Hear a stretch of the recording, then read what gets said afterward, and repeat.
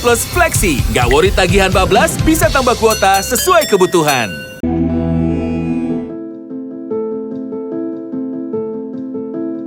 Korban meninggal akibat banjir dan longsor yang melanda Sumatera Utara, Sumatera Barat, dan Aceh terus bertambah. Data terbaru BNPB mencatat 604 orang meninggal, menjadikannya salah satu bencana terbesar di penghujung tahun ini. Banjir bandang dan longsor pada akhir November dipicu curah hujan ekstrim, namun kerusakan ekosistem hutan di Hulu Das diduga turut memperparah dampaknya. Lantas, sejauh mana progres pencarian korban? Hambatan apa yang paling krusial? Benarkah kerusakan lingkungan menjadi penyebab utama bencana ini? Duka Sumatera menjadi duka bagi kita semua, terlebih berdasarkan data dari BNPB menyatakan bahwa ada 600 orang lebih yang menjadi korban jiwa atas bencana banjir bandang dan juga tanah longsor di bagian utara Sumatera. Kami akan membahasnya pemirsa bersama sejumlah narasumber. Bersama saya sudah hadir, di sebelah saya ada Pak Iwan Ridwansyah yang merupakan peneliti dari BIN. Selamat malam Pak Iwan, terima kasih sudah hadir bersama kami. Dan langsung kami sapa di sebelahnya ada Mbak Devi Rahmawati yang merupakan sosiolog dari Universitas Indonesia. Selamat malam Mbak Devi. Ini tentunya merupakan berita yang sangat mengiris hati kita, tapi kami tentunya ingin mengetahui terlebih dahulu apakah cuaca ekstrim dan juga hujan yang sangat tinggi curahnya ini menjadi penyebab akhirnya bencana ini sebegitu besarnya Pak Iwan? Ya baik, kebetulan beberapa tahun lalu ada bimbingan saya S3 kebetulan pas di Aceh gitu ya, di Das Tamiang.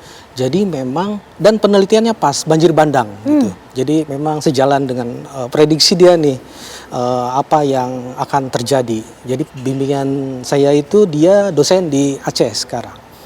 Nah, hasil analisisnya memang perubahan penggunaan lahan itu di Das Tamiang saja itu berkurang 18%. Dari 95 sampai 2018. Kita nggak tahu sampai 2025 sekarang ya. Mungkin nambah gitu. Dan kemudian berubahnya jadi apa? Dari hasil analisisnya juga beberapa jadi perkebunan gitu. Dan hasil analisisnya juga hasil simulasi, dia pakai model hidrologi. Hasil analisisnya membandingkan dengan banjir bandang histori gitu ya. Dia pakai hujan yang hanya 65 sampai 111 itu sudah terjadi banjir bandang yang banyak gitu. Apalagi sekarang curah hujannya itu di Das Tamiang itu tercatat 314 kalau nggak salah. Jadi hampir 3 kali lipat dari yang disimulasi sama beliau, namanya Bu Cut Ajijah ya, dari Aceh. Jadi memang bencana yang sekarang itu kombinasi karena memang hujannya juga ekstrim dan perubahan lahan juga terjadi. Hasil penelitian itu menunjukkan gitu. Jadi tidak mungkin menyebut satu sisi. Kalau memang hujannya seperti ini dengan das yang baik-baik aja, mungkin bencananya tidak separah sekarang ini gitu.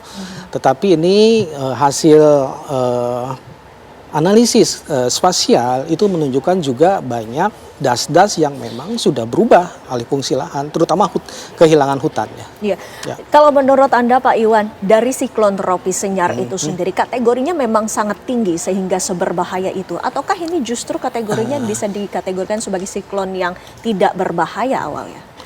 Iya, saya baru tadi lihat saya sebenarnya bukan ahli iklim ya, tapi iklim itu menjadi masukan. Jadi input ke penelitian saya dampaknya seperti apa. Iya. Memang ini paling besar gitu paling besar. Dan saya nggak tahu nanti coba ke iklim, orang iklim ya. Sebenarnya hampir nggak mungkin terjadi, tapi ini terjadi dan ini menjadi patokan ke depan kalau memang merencanakan daerah itu harus dilihat. Iklimnya seperti ini loh gitu ya. Jangan macam-macam dalam menata ruang gitu. Iya. Karena hujannya sangat ekstrim.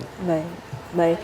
Mbak Devi, kenyataannya musibah ini telah terjadi. Warga saat ini masih banyak yang terisolir, Mbak Devi.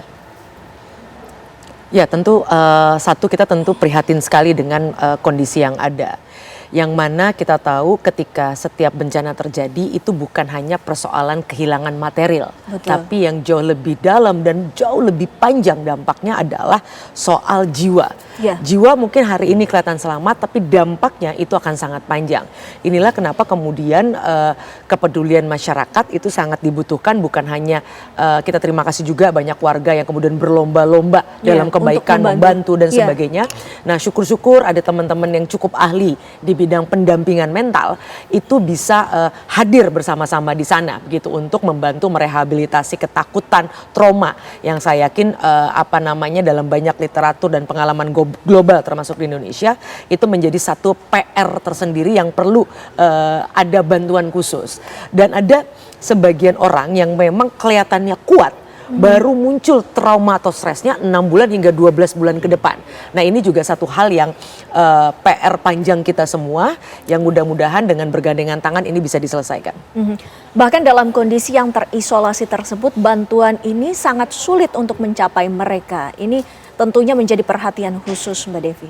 Ya, artinya tentu kita sadar bahwa ketika cuaca belum berhenti, tentu mengirimkan bantuan tidak mudah. Tapi apa yang kemudian kita bisa ambil pelajarannya adalah bagi kita semua yang kebetulan sama-sama hidup di wilayah yang kalau menurut para ahli adalah wilayah potensi panen bencananya tinggi, maka persoalan yang dihadapi oleh saudara-saudara kita hanya masalah waktu, berpotensi juga kita alami. Nah, ini artinya kita semua tidak cukup hanya kemudian belajar melatih kasih sayang dengan memberikan bantuan, tapi juga belajar bagaimana kalau itu kemudian juga terjadi pada kita. Sehingga shock, ketakutan, lalu persiapan menghadapi bencana itu menjadi DNA atau sesuatu yang sudah menjadi bagian dari diri setiap orang Indonesia. Bahkan kalau kita nilai Pak Iwan, apakah memang curah hujan pada bulan-bulan mungkin akhir November, pertengahan November sampai dengan saat ini memang sangat tinggi khususnya untuk di wilayah Sumatera di bagian utara tersebut? Iya, mungkin kita mesti memprediksi juga ini berapa lama gitu ya. Mungkin BMKG nanti sebenarnya udah berhenti atau belum? Kapan berhentinya sehingga kita bisa merencanakan ngirim bantuan gitu. Itu sudah direncanakan dengan saat ini kan sedang dilakukan modifikasi cuaca sebagai salah satu langkah, Pak Iwan. Iya, salah satu emang di penanggulangan gitu ya. Kebetulan di pusat riset kami juga ada kelompok riset modifikasi cuaca gitu. Memang salah satu metode itu mencegat supaya jangan masuk ke darat, hujannya di darat gitu ya. Tetapi gimana iklim ini akan terus berlangsung tentunya harus kita prediksi. Termasuk sebenarnya dari awal kalau misalnya kita udah mengenal pola dari iklim yang ini, kita harusnya bisa memprediksi mungkin beberapa jam sebelum terjadi sehingga masyarakat bisa bersiap-siap. Ya. Himbauan ataupun peringatan dini apakah ini menjadi penting? Itu sangat penting sekali, makanya itu mungkin jadi salah satu riset kami di mana di pusat riset limnologi dan sumber daya air ya. Itu karena di kami ada kelompok riset yang mitigasi bencana gitu. Jadi mulai dari memperkirakan cuaca, kemudian dampaknya seperti apa, berapa lama, dan daerah yang terdampak seluas apa, berapa lama, itu sudah harus diprediksi awal gitu ya. Itu termasuk dari mitigasi gitu.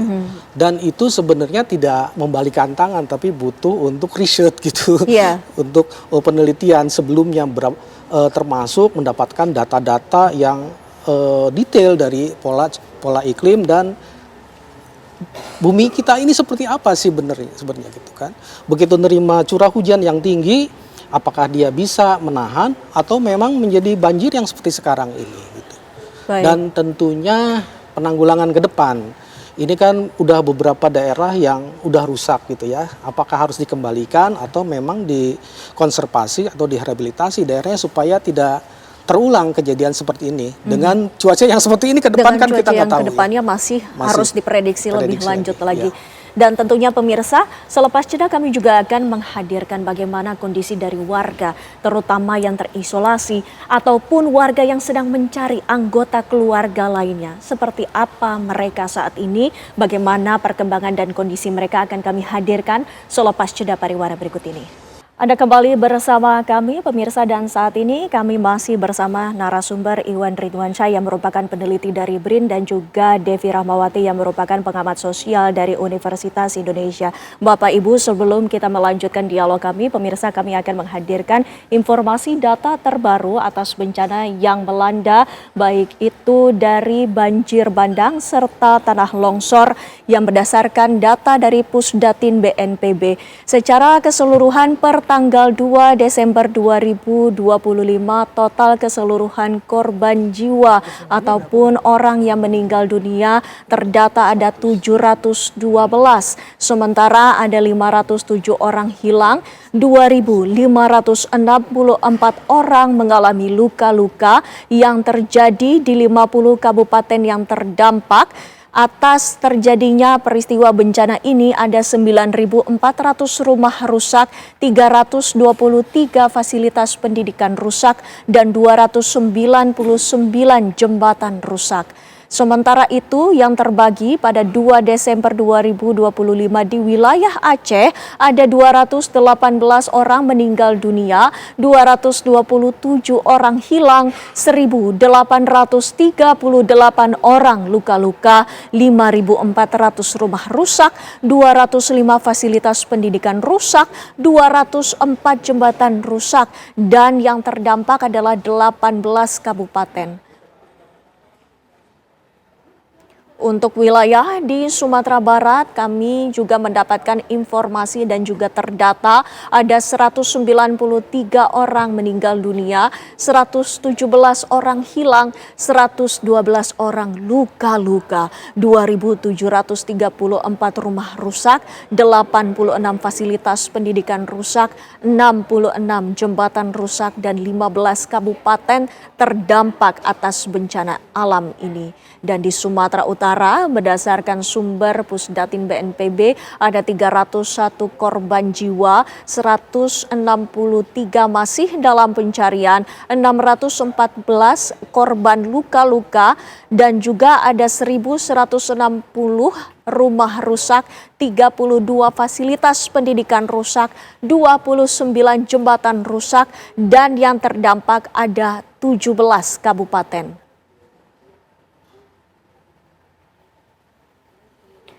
Pemirsa, kami juga akan mengajak Anda untuk mengetahui bagaimana sesungguhnya kondisi warga di sana, terutama dengan adanya bencana alam yang melanda di utara Sumatera ini, tentunya juga mendapatkan dampak yang sangat berat bagi warga.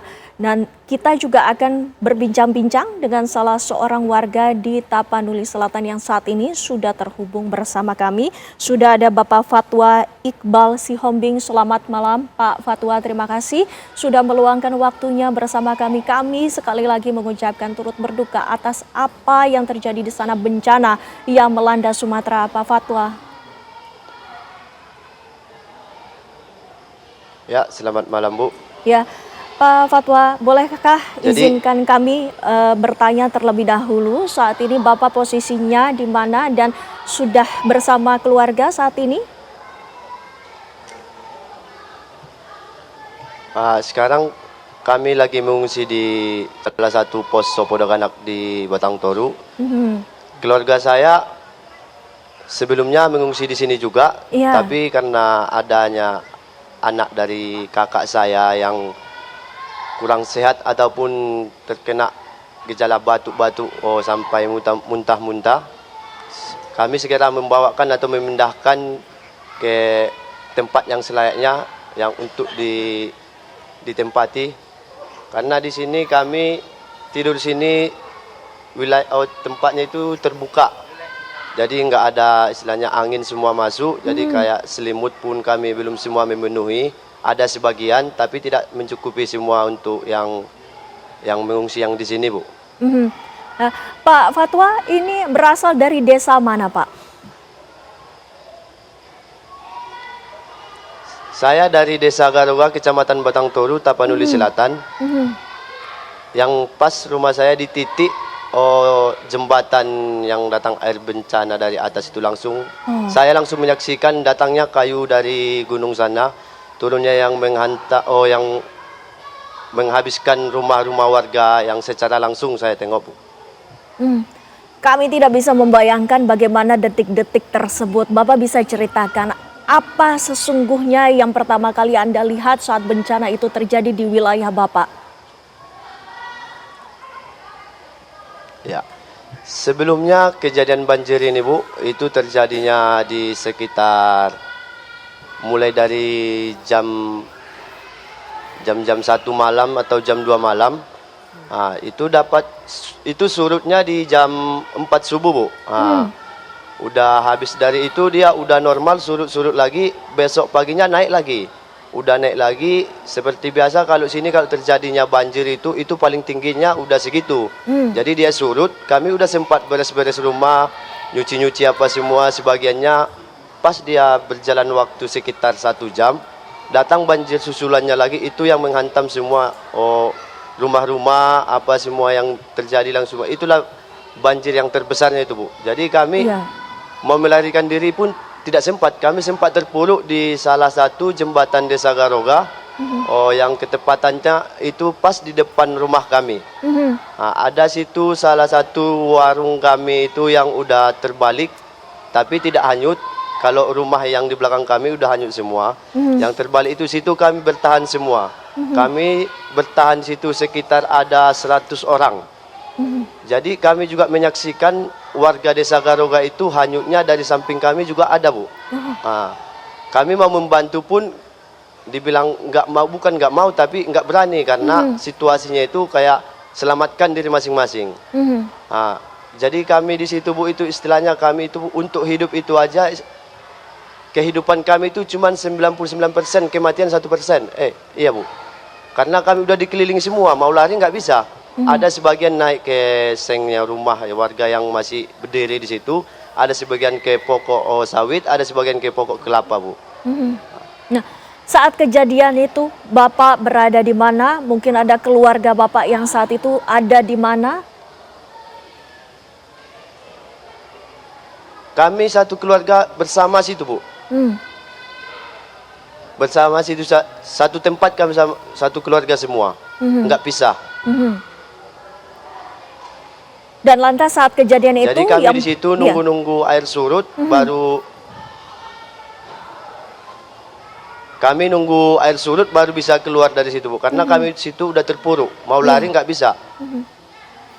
Sampai akhirnya ada yang mengarahkan untuk mengungsi itu pada tanggal berapa ataupun pada waktu yang sama terjadinya kejadian? Itu waktu yang terjadi kejadian banjir, sekitaran jam 5 sore entah jam 4 sore itu air udah mulai surut, Bu. Jadi kami di pas air udah mulai surut, kami rame-rame nyebrang sungai itu naik ke gunung, Bu. Setelah naik kami ke gunung, istirahat sebentar situ, cuaca pun di situ masih hujan lagi, angin kuat. Jadi tempat kami berteduh di situ itu juga merasa takut karena di belakang kami ada pohon besar, depan ada pohon besar. Sementara kami situ satu kumpulan semua, ada yang bayi, ada yang tua lansia juga yang nggak bisa lagi berjalan. Jadi kami jalan kaki ke arah Desa Batu Horing untuk mengungsi sementara, Bu. Bapak saat itu bersama berapa orang lainnya? Untuk malam itu, kalau kami di situ kira-kira yang udah menyeberang ke sana itu sekitar 50 lebih, kurang lebih gitulah, Bu. Nunggu hari mau agak gelap sedikit, kami rame-rame berjalan mencari tempat pengungsian lebih layak ke Desa Batu Horing.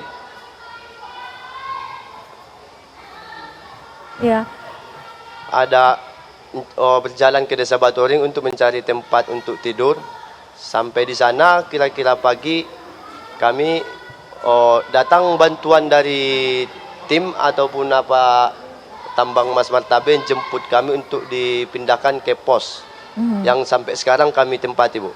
Ya, Pak Fatwa, mungkin ada rekan ataupun kerabat ataupun saudara maupun keluarga Bapak yang saat ini mungkin tidak diketahui keberadaannya?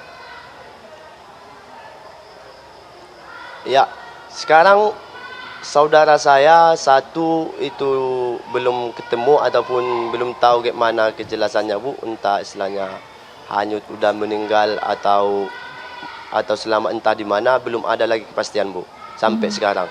Juga warga kami itu sekitaran 8 orang atau kurang lebih dari situ masih belum ketemu.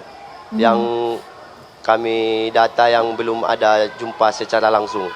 Yang kami mungkin tahu itu hanyut, tapi istilahnya kami nggak bisa memastikan itu hanyut karena belum ketemu jasadnya Bu. Tapi komunikasi di sana apakah juga mengalami kendala, Pak Fatwa? Iya, sekarang kami kendala banyak Bu. Yang terutama warga yang dampak kena banjir itu Bu, semua itu mengeluh tentang bagaimana nanti kami untuk kedepannya Bu. Istilahnya tempat tinggal, apakah kami untuk mengungsi untuk selamanya sebelum ada pemulihan? Betul. Karena semua ini sedang berbincang untuk menanyakan adakah bantuan untuk tempat tinggal kami yang lebih layak untuk ditempati Bu, karena banyak yang berkeluarga anak-anak kecil Bu. Betul. Iya. Mbak Devi, ini warga saat ini berada di posko pengungsian, bahkan ada beberapa yang tidak mengetahui keberadaan dari keluarganya, masih dalam pencarian. Kondisi seperti ini Anda melihatnya seperti apa? Ya, ini fenomena yang pasti akan dialami oleh siapapun korban bencana. Memang yang cukup sedih adalah ketika nanti ada proses bulan madu bencananya lewat, di mana kemudian perhatian masyarakat lain juga sudah mulai teralih. Nah, disitulah kemudian ini yang meninggalkan catatan sangat dalam sebenarnya secara mental dan sosial bagi masyarakat korban bencana, karena dari situ mereka berpotensi hidup dalam ketidakpastian. Ya. Nah, inilah yang memang perlu kita bantu negara dalam hal untuk memastikan bahwa apapun kebijakan negara terkait dengan misalnya relokasi dan sebagainya, mohon dimaknai bukan dalam rangka menyingkirkan warga, tapi kita memastikan bahwa semua orang punya potensi hidup layak. Ya. Sehingga kalaupun pada akhirnya memang tanda kutip takdir Tuhan kita harus menghadapi bencana, tapi dampaknya lebih mampu kita atasi. Ya, Pak Iwan, jika kita melihat di layar kaca ini adalah ketika banjir melanda, ini bisa dikatakan bahwa sangat dahsyat. Yang terjadi dampaknya. Ada beberapa banjir dan juga ada beberapa banjir susulan yang kemudian menjadi sangat besar yang tadi juga disebutkan oleh warga dari Tapanuli Tengah ini. Bahkan itulah yang membuat mereka terpaksa mengungsi. Fenomena ini Anda melihatnya seperti apa? Sangat menarik, Mbak. Pertama, keterangan yang tadi ya. Jadi ada 2 kali. Iya, betul. Ya, 2 kali. Yang pertama itu kan ada banjir, tapi tidak begitu tinggi katanya. Tidak begitu tinggi. Terus surut, tapi kemudian ada banjir besar. Itu sebenarnya pola-pola banjir bandang. Banjir bandang itu biasanya ada sungai yang ada longsor terus tertutup. Kasus ini pernah di Gunung Mas. Di Gunung Mas pernah ada kejadian tahun 2021. Itu sungainya itu pinggirannya longsor, kemudian terbendung alami, tapi kemudian lama-lama nggak kuat. Nah, itulah yang kemudian jebol bendungan alamnya itu. Jebol berserta tanah, batu, dengan semua material yang ada yang membendung itu. Ini juga polanya seperti itu, karena ada surut dulu, mungkin perlu ada pengamatan lebih lanjut ya. Sungainya itu terbendung, kemudian karena kan airnya terus mengisi, kemudian nggak kuat jebol. Nah, itulah yang ya seperti air bah. Seperti air bah. Akhirnya yang dirasakan dari banjir yang kedua ataupun susulan itu menjadi dampak yang lebih dahsyat. Lebih dahsyat. Ya, Pak Iwan, Mbak Devi, ditahan dulu. Dan pemirsa, selepas jeda kami juga masih akan terhubung dengan Pak Fatwa yang merupakan warga terdampak, serta kami juga akan menyapa Bupati Tapanuli Selatan bersama Gus Irawan Pasaribu yang nanti juga akan bergabung bersama kami untuk mengupdate informasi terkini di lokasi sesaat lagi, pemirsa. Anda kembali bersama kami, pemirsa. Kali ini kami sudah tersambung bersama Bupati Tapanuli Selatan, Gus Irawan Pasaribu, yang saat ini sudah hadir di Apa Kabar Indonesia Malam. Selamat malam, Gus Irawan. Selamat malam, Mbak. Ya, Gus Irawan, kami ingin mengetahui langkah-langkah apa saja dan juga perkembangan terbaru dari wilayah Bapak apa saja, Pak? Nah, ini masih dalam status tanggap darurat ya. Jadi masih pencarian keluarga korban banjir ini masih ada 20-an yang masih hilang. Itu terus kami lakukan dan tentu kemudian adalah untuk memastikan semua kebutuhan di pengungsian. Ini mohon maaf, ini saya dalam mobil mengunjungi pos-pos pengungsian, memastikan logistik mereka itu cukup gitu. Sekaligus juga adalah untuk percepatan di pemulihan. Nah, di Tapanuli Selatan, terutama di daerah Batang Toru dan sekitarnya ini, sebagian ini 2 hari ini listrik sih sudah hidup ya, PLN sudah bisa, tapi belum menyeluruh karena masih banyak juga kemudian yang terdampak di jaringannya jatuh, kena longsor dan seterusnya, jadi belum tersambung. Nah, yang menjadi masalah berikutnya adalah ini soal BBM. Jadi tidak hanya di Tapsel yang bencananya sangat besar, ini Tapsel ini areanya sangat luas, dari 15 kecamatan, 13 kecamatan kami terdampak bencana. Nah, lalu alat-alat berat di sini sudah kita penuhkan, sangat butuh BBM. Tetapi kemudian di kota Sidempuan, kota terdekat ke Tapsel ini, di sana juga minyak kosong.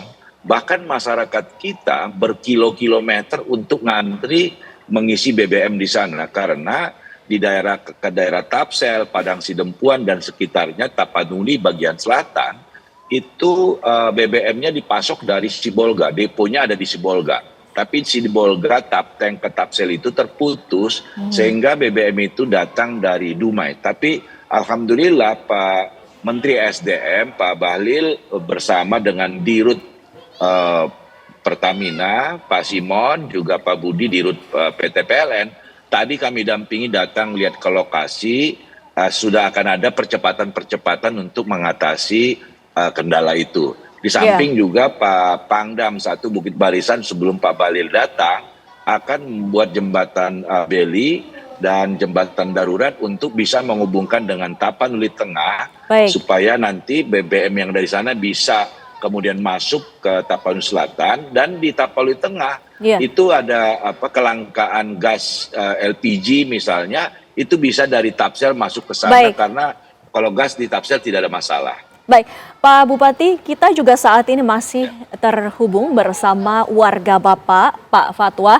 yang tadi juga sempat menyatakan ataupun bercerita bahwa salah satu anggota keluarganya, saudaranya ini hilang kontak. Dan kami akan langsung tanyakan kepada Pak Fatwa untuk mungkin sekaligus memberikan apa saja yang menjadi kendala ataupun saat ini yang dibutuhkan oleh warga. Langsung saja kepada Pak Bupati. Pak Fatwa, silakan.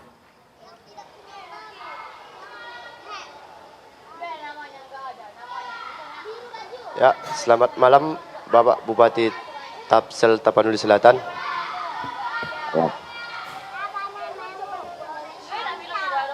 Ya Pak, silakan Pak Fatwa. Saya Fatwa Iqbal Sihombing dari Desa Garuga, Kecamatan Batang Toru, mengatakan salah satu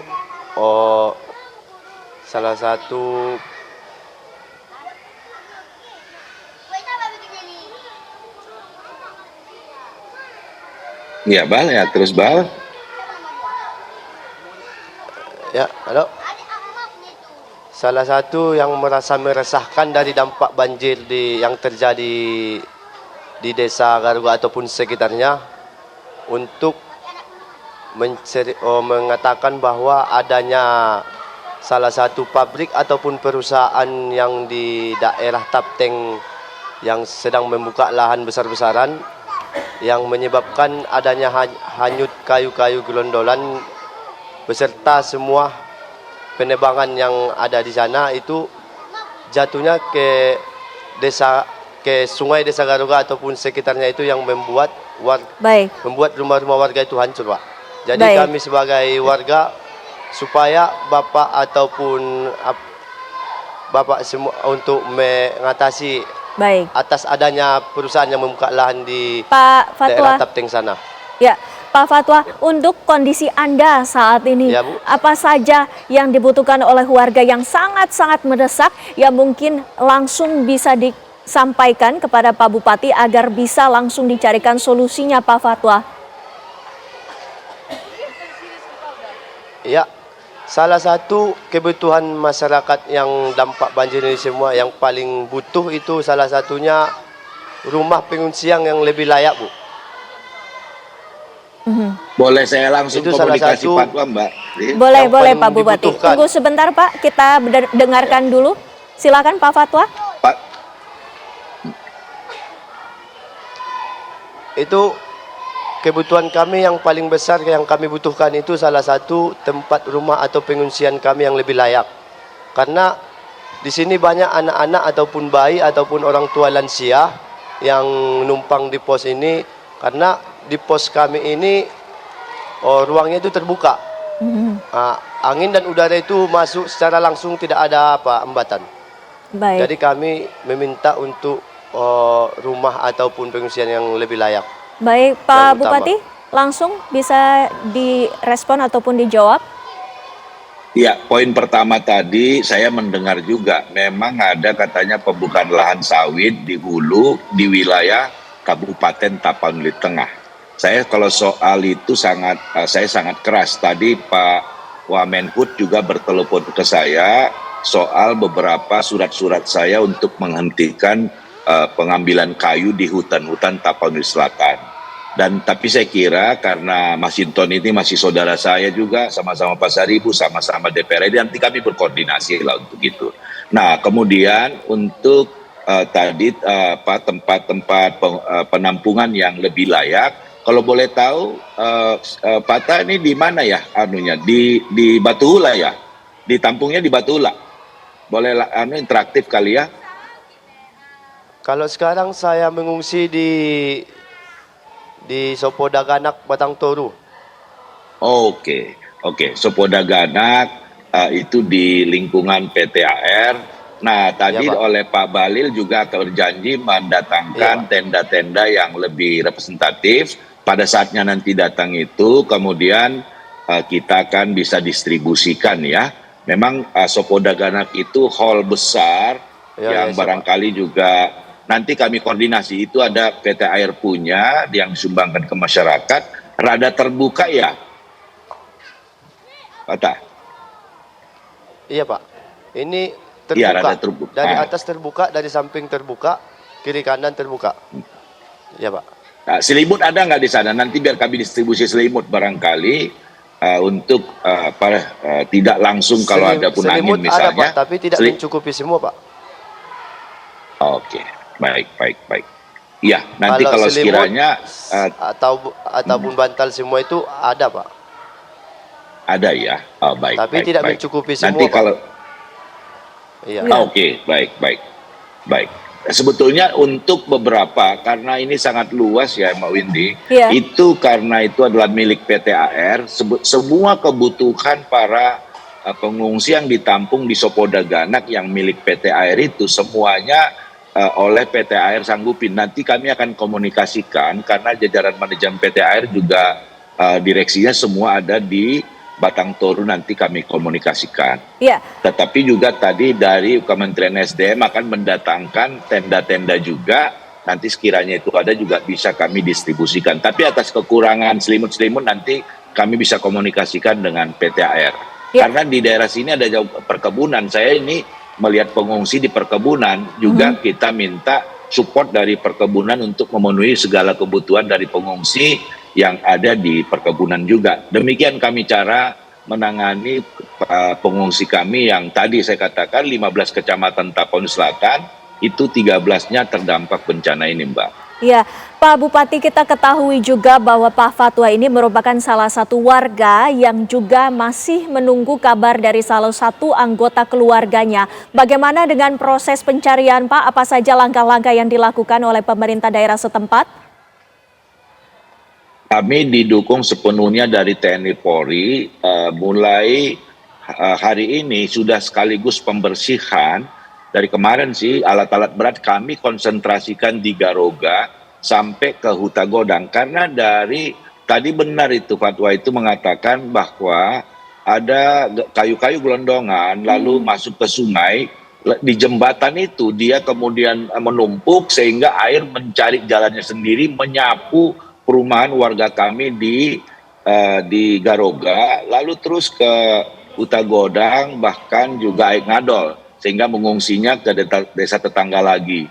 Jadi saya kira ini akan terus kami lakukan pencarian. Alat berat sudah kami kemudian konsentrasikan di Garoga untuk sekaligus pembersihan, sekaligus mencari kalau kemudian masih ada harapan kami menemukan dari keluarga yang masih belum ditemukan, yang diinformasikan oleh Pak Kades tadi itu masih ada sekitar 17 yang informasi Pak Kades warganya yang masih kita cari. Baik di Garoga karena airnya itu terus ke Utagodang, jadi 2 tempat ini menjadi konsentrasi kami untuk alat-alat berat, pembersihan juga sekaligus mencari keluarga yang hilang. Demikian, Mbak. Baik, Gus Irawan, Pak Bupati, terima kasih. Kami juga mendoakan agar ada pencerahan khususnya bagi warga yang hilang agar segera diketemukan. Terima kasih juga sekaligus untuk keluarga Bapak, Pak Fatwa yang waktunya sudah bergabung bersama kami di Apa Kabar Indonesia Malam. Sekali lagi kami turut berduka atas peristiwa yang terjadi di Sumatera bagian utara. Kami juga berharap bahwa bencana ini akan segera berakhir dan juga ada titik terang bagi warga yang masih hilang. Terima kasih sekali lagi Bapak-Bapak sudah bergabung bersama kami. Terima kasih. Amin ya Allah. Selamat malam. Dan kita lanjutkan perbincangan bersama 2 narasumber yang saat ini masih bersama kami. Pak Iwan, tadi kita juga sempat mendengarkan sedikit curhatan dari warga. Ini memang menjadi sebuah peristiwa, ternyata tidak hanya fenomena hujan saja yang mengakibatkan banjir besar tersebut, Pak Iwan. Betul. Ya, tadi di awal malah ya, Pak Fatwa bilang ada di atas pembukaan lahan. Pembukaan lahan, ya. Ya. Nah itu yang biasanya memang